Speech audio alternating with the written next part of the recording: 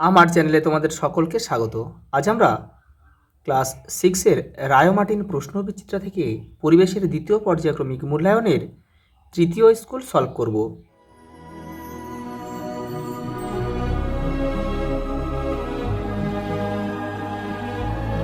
দেখো, প্রথম প্রশ্ন, প্রদত্ত কোনটি জীবাশ্ম জ্বালানি নয়?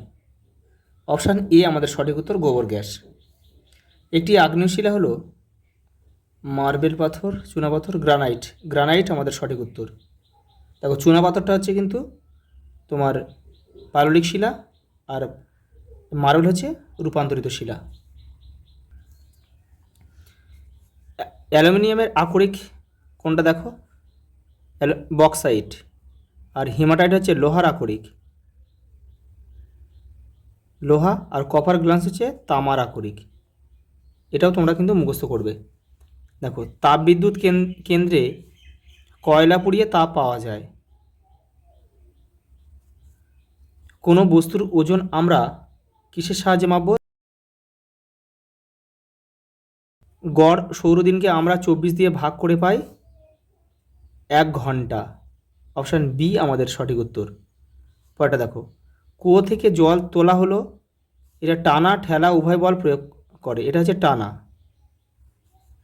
এসআইতে বলের একক কি? নিউটন। একই বল প্রযুক্ত হলে বলের প্রয়োগ ক্ষেত্রের ক্ষেত্রবল যত কমবে চাপও তত এখানে হচ্ছে বাড়বে। পরেরটা দেখো, জলের গভীরতা বাড়লে জলের চাপ বৃদ্ধি পাবে। পরেরটা দেখো, হৃৎপিণ্ড থেকে রক্ত সারা দেহে যে নলগুলি দিয়ে পৌঁছে যায় তার নাম হচ্ছে ধমনী। রোগ প্রতিরোধকারী সকল উপাদানই প্রদত্ত কোন উপাদান দ্বারা মূলত তৈরি হয়? এটা হচ্ছে প্রোটিন হবে। এরপরে দেখো, শূন্যস্থান দিয়েছে। দেখো, প্রথম প্রশ্ন, দেখো, পিতল তৈরি হয় তামা আর দস্তা মিশিয়ে, আর তামাটিনে ব্রোঞ্জ। আলোর তীব্রতার একক হচ্ছে ক্যান্ডেলা। পরেরটা দেখো, দেখো আমরা কি জানি? বল সমান সমান ক্ষেত্রফল ইন্টু চাপ।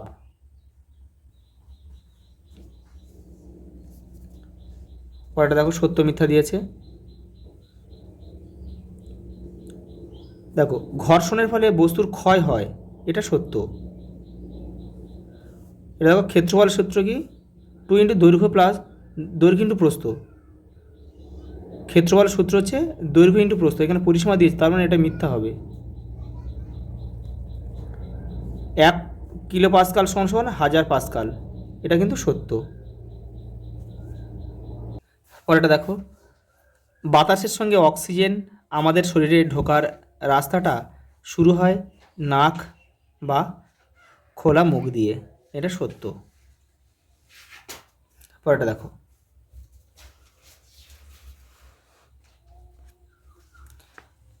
এক কথায় উত্তর দাও। প্রাকৃতিক গ্যাসের প্রধান উপাদান কি? Methane, CH4। পরেরটা দেখো, ট্রফিক লেভেল বলতে কি বোঝায়? দেখো, তোমাদের বইয়ের 94 নম্বর পেজে রয়েছে উত্তরটা। খাদ্য পিরামিডের এক একটা ধাপই হলো এক একটা পুষ্টি স্তর বা ট্রফিক লেভেল। পরেরটা দেখো, একজন পূর্ণবয়স্ক মানুষের শরীরে কতগুলি হাড় বা অস্থি আছে? 206টি। পরের প্রশ্ন দেখো, জীবাশ্ম বলতে কি বোঝায়? তোমাদের বইয়ের 59 নম্বর পেজে রয়েছে, দেখে নাও। এই যে দেখো, এখান থেকে তোমরা এই পর্যন্ত লিখবে। পরেরটা দেখো, লাভা ও ম্যাগমার সম্পর্ক কি? তোমাদের বইয়ের 55 নম্বর পেজে রয়েছে, এখান থেকে তোমরা করবে। এই যে, মাটির যত গভীরে যাওয়া যায় চাপ ও উষ্ণতা তত বাড়ে। পৃথিবীর গভীরের চাপ আর উষ্ণতা এতই বেশি যে সেখানে পাথর থাকে তরল অবস্থায়, একেবারে ম্যাগমা। এই ম্যাগমা যখন কোনো পাথরের ফাটল বা পাহাড়ের মুখ দিয়ে বাইরে বেরিয়ে আসে, তখন তাকে আমরা লাভা বলি। বাইরে এসে লাভা জমে শক্ত হয়। পরেরটা দেখো, পাললিক শিলা কয় প্রকার? কী কী? 3 প্রকার।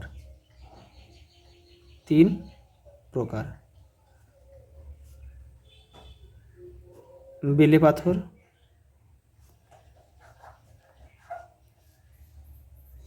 কাদা পাথর আর চুনা পাথর।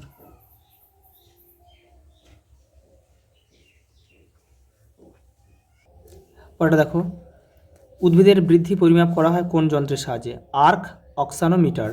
বৃদ্ধির হার নির্ণয় করা হয় কীভাবে? দেখো তোমাদের বই 73 নম্বর পেজে রয়েছে।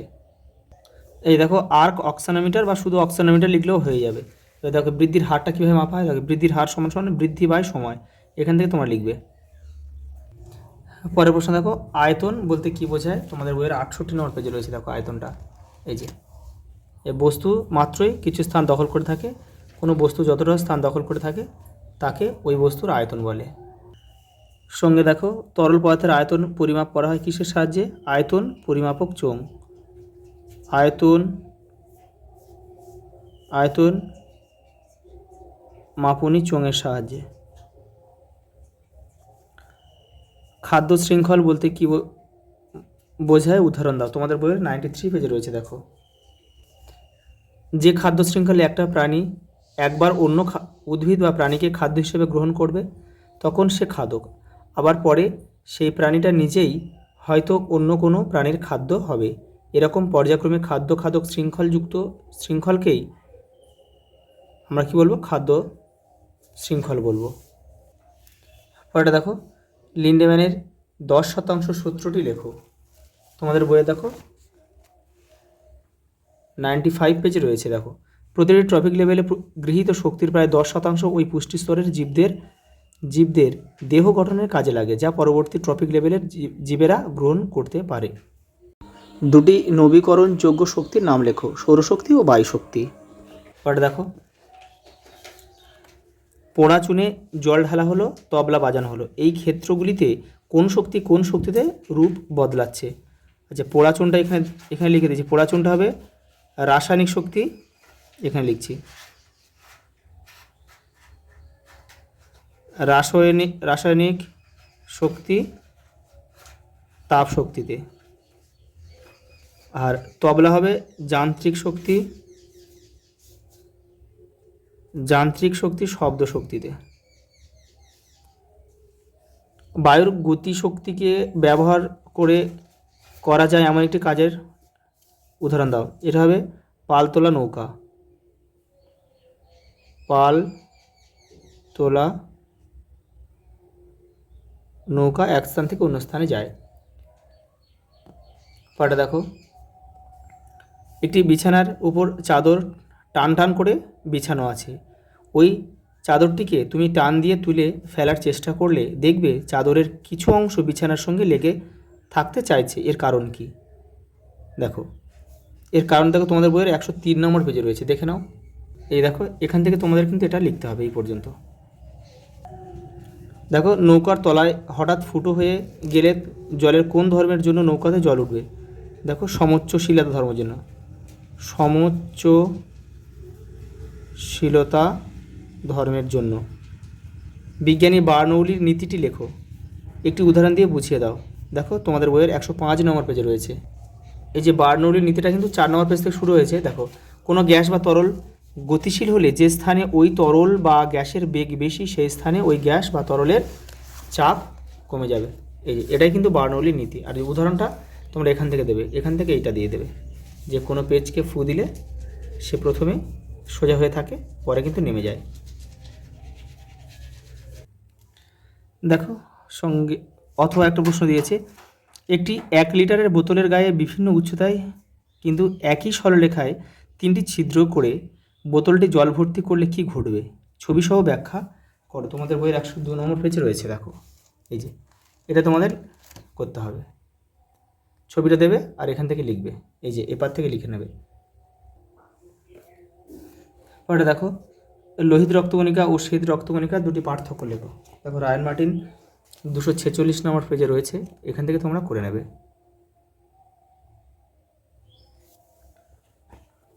পরেরটা দেখো, অনুচক্রিকার কাজ কি? দেখো, কোথাও কেটে গেলে রক্ত জমাট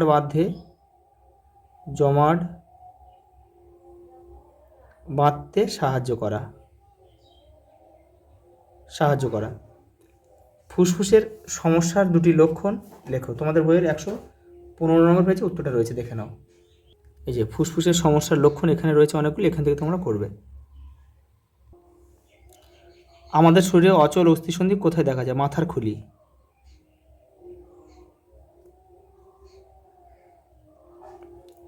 প্রদত্ত হৃৎপিণ্ডের ছবিতে এ, বি ও সি দ্বারা চিহ্নিত অংশের নাম লেখো, দেখে নাও।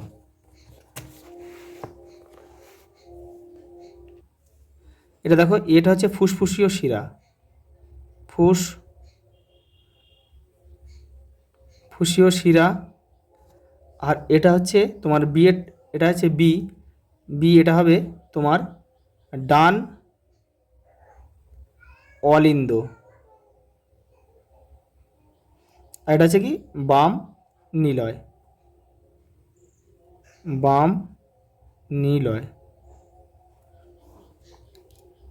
আজ এই পর্যন্ত, দেখা হবে পরের ভিডিওতে।